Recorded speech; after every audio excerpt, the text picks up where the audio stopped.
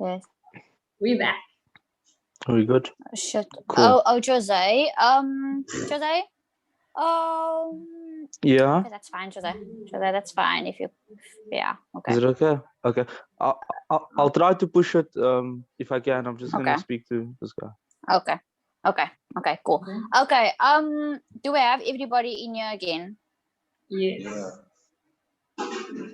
Sorry, everybody, for all these cutting. It's just, Zoom is a bit problematic sometimes. Anyways, Vuyo, you back now? Yeah. Okay, Vuyo, we were still listening to you. Do you mind answering the question again? The question was, what is your definition of pro-choice? Okay. Okay. I feel like it is a person who's more accepting of abortions than a person who might not be as accepting as that person, because I feel like pro-choice and pro-life are a bit too binary for this matter. At least I perceive it to be that way, because I don't feel like they justly cover the complexity of the matter and the formation of an opinion on it. And also, I feel like it just polarizes people a bit too much to call them pro-life and pro-choice, because many might share the same sentiments, such as not imposing their opinion on other people, and agreeances might change depending on circumstance. So, yeah. Okay, I get you. Okay, Sam, you haven't answered yet, right? No, I haven't. Okay, Sam, can you give me your definition of pro-choice? So my definition of pro-choice is like, it's similar to Sisa's, that pro-choice is the advocating for women's legal right to choose whether or not to have an abortion. And I think it goes further into like just a woman's right to be able to choose what she does with her body and choose whichever procedures she decides, have the option to choose procedures to go through with her body and not have them legally excluded or legally like enforced onto her. That's my definition of pro-choice. Perfect, love it. Ria, have you answered yet? Yep. So everybody, okay. Answered. Okay, cool. So everybody has answered the question, right? Sorry, the meeting that cut off just really threw me out. Anyways, the next question. Okay. The next question is, do you think that abortion can be considered murder? Jose, can you answer that one for me, please? Can abortion be considered murder? Not a problem. So basically, my definition of murder, right, is the termination of human life. That is, it's intentional, obviously. So it's the intentional termination of a human life, which is basically my definition of murder. Now, can an abortion be considered murder? You would obviously then have to assume that the fetus is a living being, right? So I think from a scientific perspective, we can all agree that once the fetus has a heartbeat, it becomes a living being, right? So and I think that happens around 6 to 8 weeks of gestation. So I think from that point onward, I think that I would consider an abortion to be murder, seeing that it is a human life that cannot speak for itself, and it's the intentional termination of that human life. If it's still before like 6 weeks or 5 weeks, while it still is a ball of cells, my opinion would be different. But I think once the fetus has a heartbeat, yeah, I consider abortion murder. Okay, fair enough. Thank you for your answer, Jose. That was very, very educational, actually. Sisa, can you answer for me, please? Do you think that abortion can be considered murder? No, I don't think so. I do not agree with Jose on that one.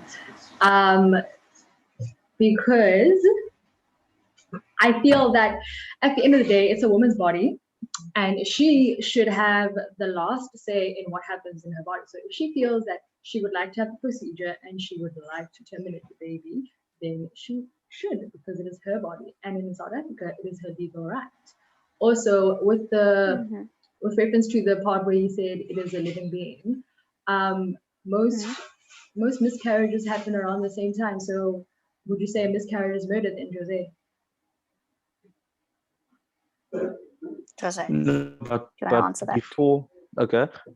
Yeah, so first of all, in terms of the argument that a woman should be allowed to do what she wants to with her body, I agree with that statement. However, I think that when there's another living being involved, it no longer just becomes the woman's body. There's also another life that needs to be considered that actually can't speak for itself. But off of what cost? In terms,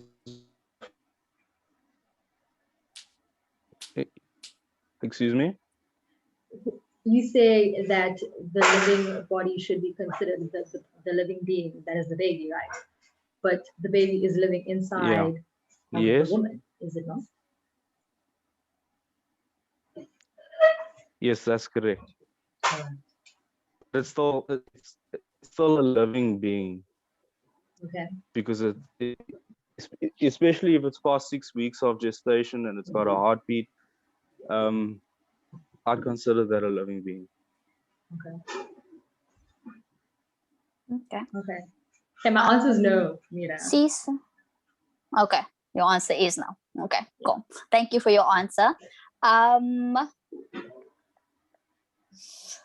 Vuyo, are you comfortable answering this question or? Yeah, I can answer. Okay, cool. Can we have your answer, please, on this one?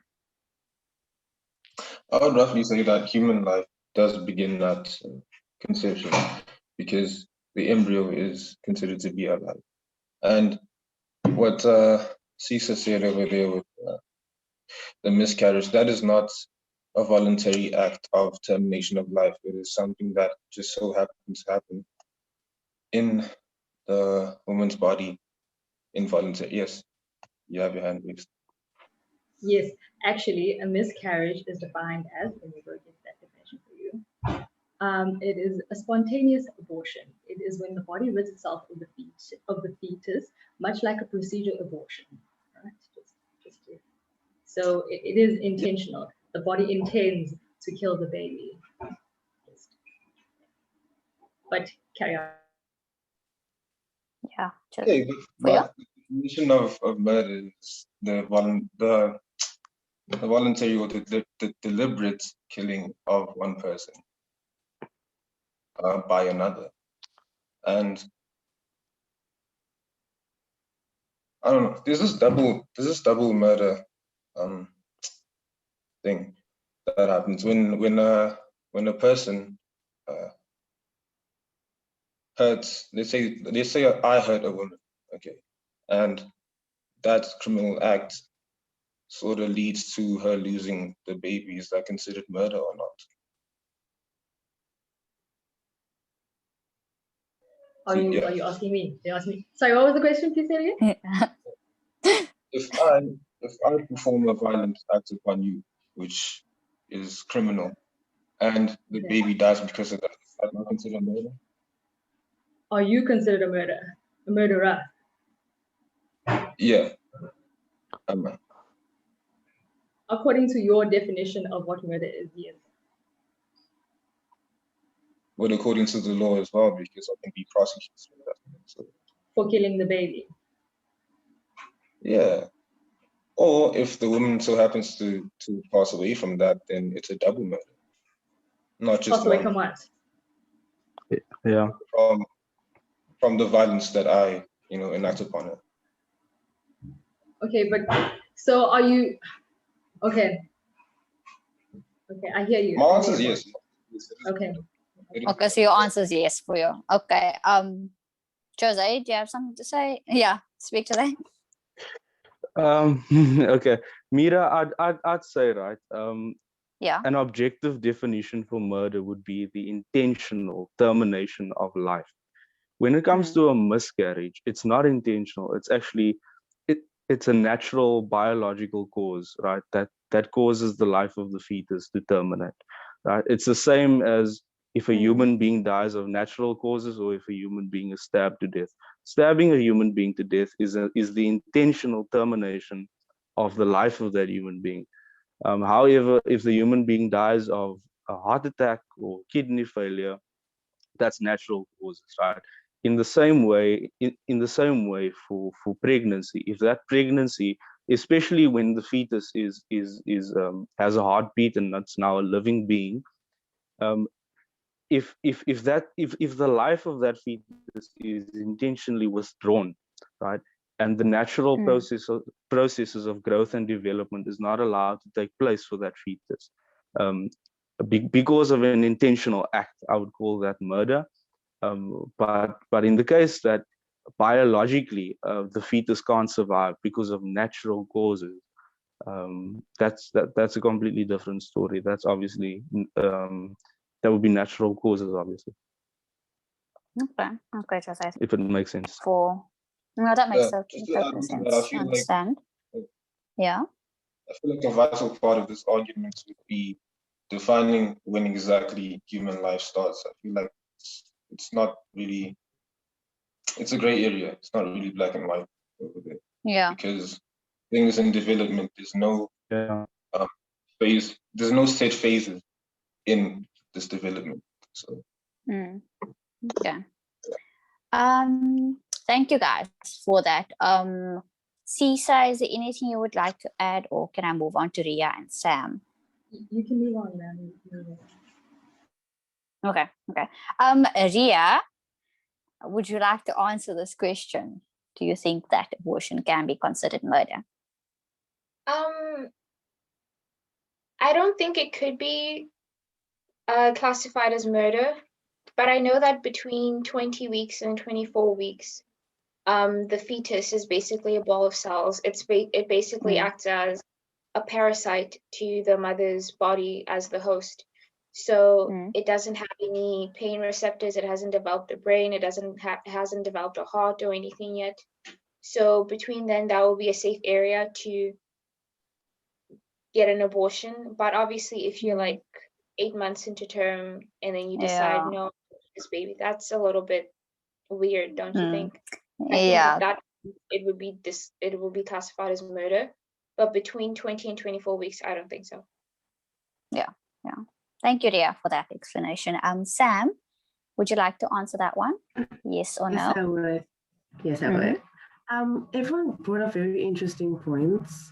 And I think what Vuyo said about at what point during a pregnancy do you classify a fetus as having now human life? Like, this is now a human. Because murder is defined as the unlawful premeditated killing of one human being by another. So at what point do you determine a fetus is now a human and no longer just a ball of cells? So I think that's the gray area that makes whether saying abortion is murder is yes or no question. But honestly, most abortions take place between 8 and 12 weeks. Usually it's very rare that they take place by 20, 24 weeks. Yeah. Those are like more of those extreme cases where at this point, this pregnancy is putting perhaps the mother at risk or the child's at risk. So that's when usually at that time, an abortion is an option. So I don't think abortion can be considered murder. Okay. Thank you, Samantha. Is there anything anyone else would like to add on, or do you want to move on to the next question? I say we can move on to the next question. Everyone good? Okay, cool. So our next question will be, who has the final say between the man and the woman when it comes to either terminating the pregnancy or keeping it? Ria, can you answer that one for me, please? I really think it's ultimately deciding on the mother. The father can have an opinion. He can choose to either support the mother throughout the pregnancy and postpartum, but at the end of the day, it all falls within the mother because it really is her body. She has most of the power to say, okay, I don't want this anymore, so I'm going to head to the clinic, or I'm going to take a pill or whatever. The father can't do all of that directly, you know, so I think he can have an opinion, but it ultimately decides on the mother. Thank you, Ria. Vuyo, can you answer for me, please? Yeah, I feel like it boils down to an agreement between both parents, really, both the mother and the father, because they are both a part of, you know, the mother's pregnancy. So if both decide to keep, they keep it. If one decides to and the other doesn't, regardless of the gender, then I feel like the one who wants to keep it should be able to, you know. And yeah, I mean, there are cases of, in the case of forceful sex or rape, the decision does lie with the one who is raped, whether that be male or female. So if the female is raped and she decides that, you know, she doesn't want to keep the baby, then she shouldn't. Versus if the male is the one who is raped here and he decides that he wants no part of this child, then that should be allowed as well. So yeah. Okay. Okay, you said okay, I'm not engaging or like giving my opinion or anything. I'm just here to host. But you said do you say okay, regardless of the gender, if they decide, if one of them wants to keep it, then they should be able to. But what if so but what if the man wants to keep it and the woman is like totally against keeping this baby? Then what happens then? Because at the end of the day she's carrying it, but what happens then? You have to consider that this is above them at this point in some sort of way. This is another human life to be considered. And if 50% of that child, which is the father, decides that he wants to have and raise that baby, I feel like it should be allowed to. You know, he can cover the medical expenses that are associated with the pregnancy. He can be there to support, but I feel like it should be allowed to. Okay. Sisa and Ria, you had your hands up. I'm gonna get that. I'm gonna get you. Sisa, can you answer for me? Okay, do you want me to answer the question or speak about why I raised my hand? Both of them, please. Start with whichever one you are fine with. Okay, I'll start with why I raised my hand. With what you said, are you saying that a woman? Okay, so two people have sex, right? Let's say consensual sex, right? Without protection, right? And then the case happens that the girl falls pregnant. Are you saying that if she feels that she doesn't want to have this baby and the man feels he wants to keep this baby, are you saying that she's obliged to have the baby just because he wants to have it? You can answer me, by the way. Wait, can you?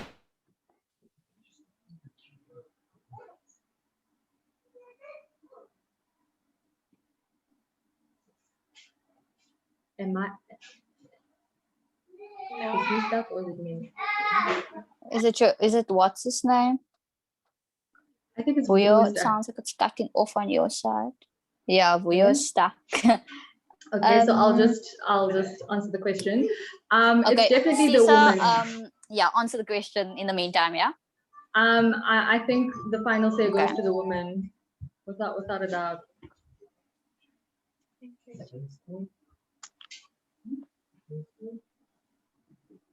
Yeah. I think you should go to the woman, yeah. To the woman. She should be able to decide that, because at the end of the day, she's going to be the one breastfeeding. Is she going to be able to maintain that? Is she going to be able to feed the baby? Is she going to be able to, like stay up if the baby gets sick? Is she going to be able to, get medication? Is she financially ready to have a baby? And if she is, and she decides that she wants to have it, then it is up to her. The final say goes to the woman. The man can advise, maybe say, no, we're not ready for a baby. I don't think so. He's not ready or anything, but the final say goes to the woman. Okay. Okay. Ria, you have your hand up. I was Yeah, actually hand gonna up. ask I was gonna ask him. I was actually gonna tell him that I'm not really sure what he meant by if the woman, like how Sisa said, is the woman obliged to carry on the pregnancy against her will just because the man wants to have a baby? So Mm. I was thinking that it's not really fair on her because, like Sisa mentioned, she's the one that has to physically give birth. She's the one that has to deal with the complications of postpartum. There's a lot of things that happen, like vaginal tearing, there's postpartum depression. Mm. Is she financially capable? Is her body even going to handle all of that? Is she the one that she's the one that's going to stay up at night and breastfeed and feed and change and do all these things for the baby? Meanwhile, the man literally can just stand up and walk away. So I feel like if the woman can just say, I don't want to go through this because I'm not ready, then it is her choice to say, hey, I can go and I can go to the clinic and I can move on with my life. And if you're not happy about that, go on with your life as well, you know? Okay. Fair enough, Ria. Thank you for your answer. Jose, you've got your hand up, and I want you to also answer the Yes, question, Meera. please. Not a Mhm. problem. So I'm first gonna answer, and my Mhm. answer is that the man definitely should have an equal say in the matter. And my reason therefore is, okay, I'm actually not talking about cases like rape and so on. Yeah. This is basically in the case of consensual sex, right? It takes both the man and the woman to conceive, okay? And it also takes both the man and the woman to share the responsibility of raising the child, right? So if the responsibility is shared equally, so should the privilege be shared equally, right? Um, and by privilege I mean deciding whether or not to keep the child. Um, so I think in the case that the mother and the father disagree about it, there should be some sort of a third party, as someone said in the chat. There should be some sort of a Yeah. legal third party that decides on the legality of that based on the reasoning, right? For the mother wanting to terminate the baby. If the mother just willy-nilly goes around having sex consensually without protection, I don't think it's fair in terms of the life of that baby to then just terminate it because she's not ready, right? I think also in our generation where sex has become so casual, we need to realize that the primary reason for sex is procreation, right? Biologically, the primary reason for sex is procreation. The secondary reason for sex is pleasure, and therefore, if someone will if someone consensually partakes in sex, they should then be open to the possibility of being accountable for the child that comes as a result of the act, if that makes sense. Makes sense. Thank you for your answer, Jose. Is there anything else you want to add? No, that's all. Chosen. Okay, thank you for answering. Sam, can you answer it, please? Yeah. I think the decision on terminating a pregnancy does fall on both parents of the fetus, but I feel like the amount of say differs to each parent, because yes, the father does have a stake in the unborn child's life. However, other things need to be taken into consideration, like obviously financial status. If the woman can withstand the pregnancy term, like is she physically able to bear this child? Like what are the aftermath, like the after effects of if she decides to go through with the pregnancy? And in the case where you say perhaps the mother doesn't want to have the child, but the father does, I think it should be an option for, if the mother is willing and she's capable, for her to go through with the pregnancy, but then the father needs to be willing and capable to take full responsibility for the child. In the same case where if perhaps a woman falls pregnant and the father just says, I don't want this child. I want to have no part in this child's life. I don't want to be financially available, emotionally available in any way. If the mother decides to have the child, she is taking on the full responsibility of that child. I think in that case, the roles should be able to swap, and the father should be able to say, okay, as soon as you give birth, I take full responsibility, and that's that. Because I've decided that I want to have this child. And you've made it very clear that, yes, you can go forth with this pregnancy and you don't mind bearing this child. But I'm saying I don't want to have, I'm not able to, or I don't want to have I can't take care of this child. I think that should be the choice. Okay, thank you so much, Sam. Well said. I think Vuyo joined again. Vuyo, are you here? Yes, I am. Sorry about that. Hi, Vuyo. Okay, Sisa had a question for you. I don't know if you remember it still, Sisa, what you wanted to ask Vuyo. It was just actually had a few question. questions. Yeah, Ria and I basically have the same question about, do you think that a woman should then be obligated to carry the baby if the father decides that he wants to have the baby? That was my question, Ria's question.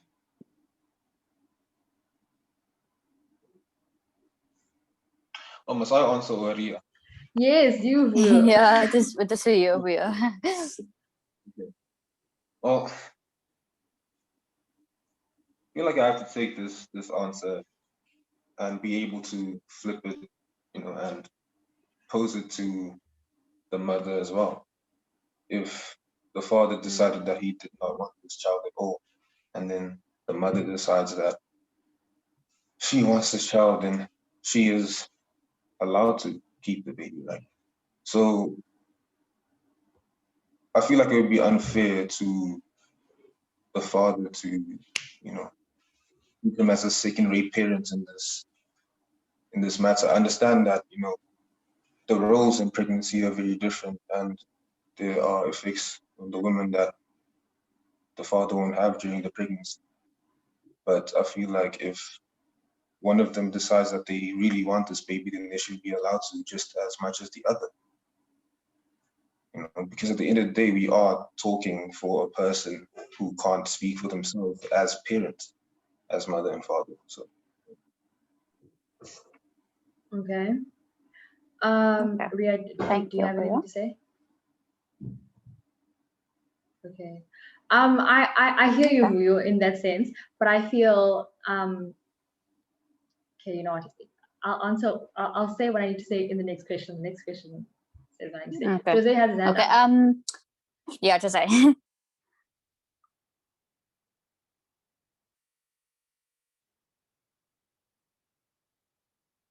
Oh, I can't hear Jose. Connection's really bad. Sorry. If you want to move on to the next question, we can do that. That's okay. Do you have anything to say? Oh, yeah, I was just gonna say, if it's a healthy pregnancy, right, and the mother's life is not compromised in the pregnancy, I don't know if it's just me, but it just feels like there's something wrong from a moral perspective in just being able to decide whether to let this human being grow and develop in a natural way or completely terminate its life. So yeah, that's basically all I was gonna say. But we can move on to the next question. You guys are ready. Okay. Okay. Just a quick note to everybody watching. It says that the meeting is going to end in 10 minutes, but if it does end, then just rejoin it using the same link. Then it'll work. So yeah, in case it does cut out, then you guys are prepared for that. Okay, the next question. Okay. The next question is, okay. If the woman decides to now proceed with the pregnancy, she's not going to terminate it, but the man tells her, as soon as he finds out she's pregnant, like, I want no part of this from the get-go, go and abort it. I don't want any part of this. Is he still required to pay maintenance and play an active role in the child's life if she does go through with it? even though he told her from the beginning, you know, I don't want a child. I'm going to get everybody to answer that. Vuyo, can you start for me, please? And Jose, you've got your hand up. I'll go to you next. It's fine. You can start with Jose. Yeah. Jose, do you want to start? Okay.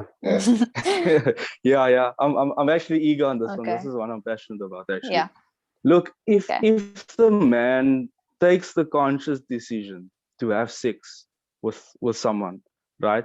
You should be fully responsible and accountable for his actions by playing his full role in not only maintaining the child financially or economically, but also he needs to be present and involved in the raising of that child.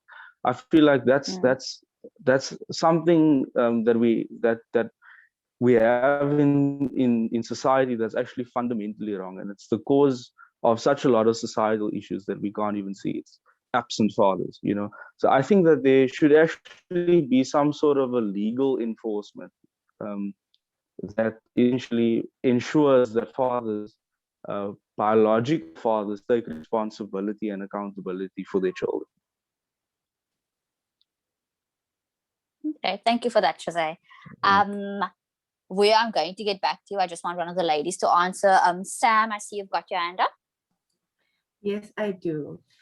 So, well, from what I'm aware, it is possible. There is like a legal point where a woman can go to the courts and demand child support and child maintenance from the child's father, regardless of whether he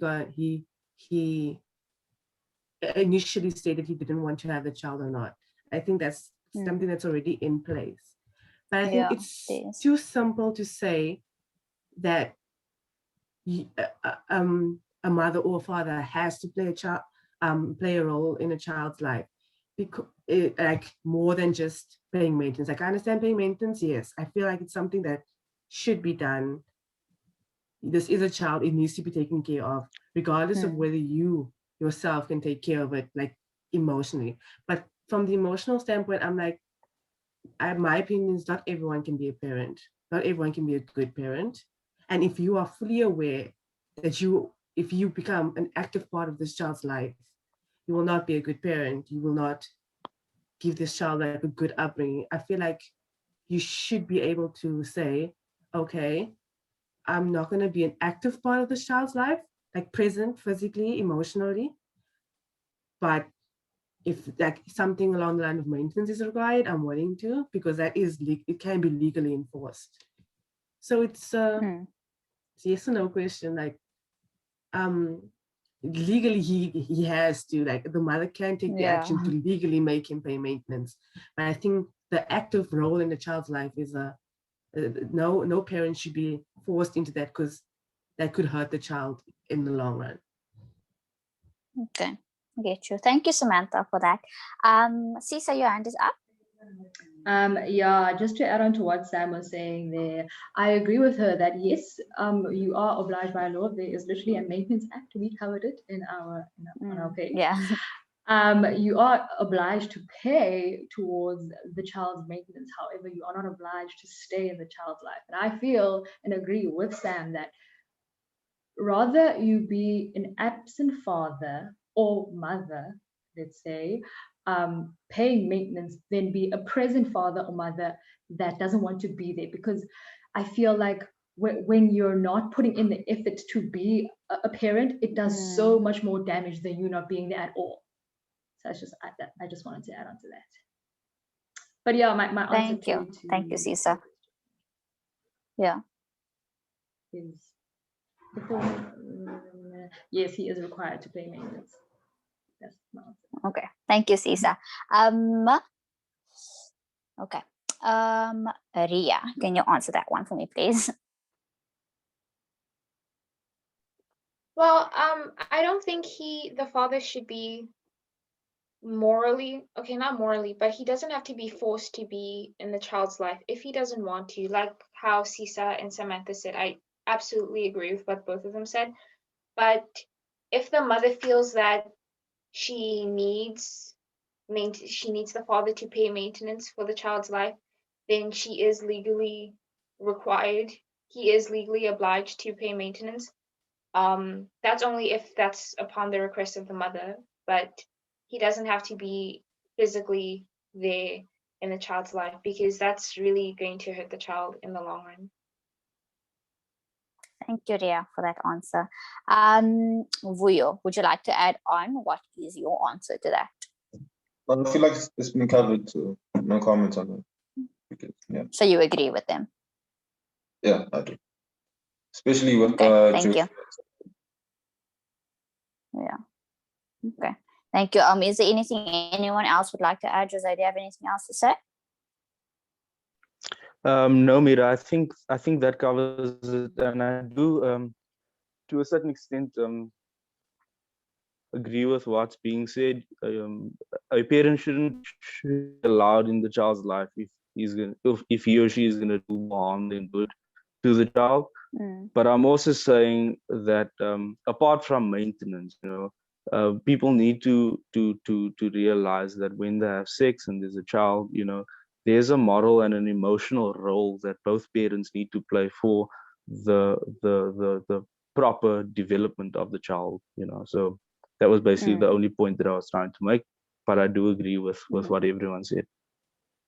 Okay, thank you, guys. Okay, so that's all covered.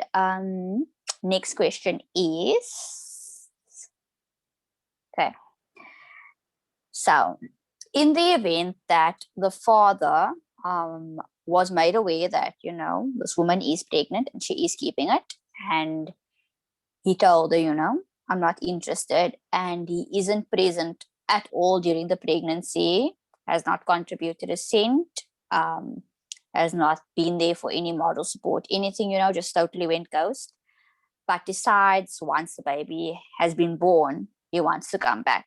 Should he be allowed to do that? Even though he didn't help at all during the pregnancy, should he be allowed once the baby is born and be allowed to be a father? Sisa, you can answer first. Your hands up. No, I was gonna say that there's less than 1 minute, so how about we all just leave this and rejoin? Okay. I will wait for it to cut us out before we start answering, and then we'll rejoin to answer that one. Yeah. Okay. Cool. Yeah, just so it doesn't cut anybody out. Yeah. Cool. Yeah. Okay, I'm gonna leave. Gather your answers along. Okay, cool. Yeah, we're just waiting for this thing to kick us out.